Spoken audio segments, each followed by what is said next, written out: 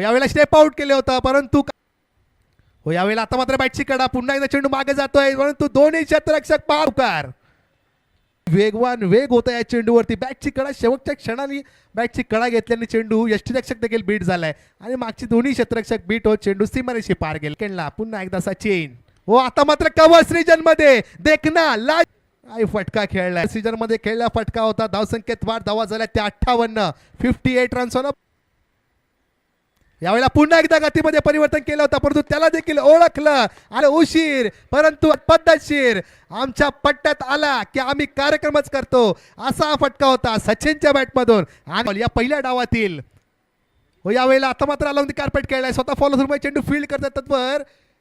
पहिल्या डावाच्या समाप्तीनंतर जर तर रिव्ह्यू घेतलाय यस रनआउटचा रिव्ह्यू आहे थर्ड अंपायरची भूमिका या ठिकाणी पुन्हा एकदा आपण पाहतोय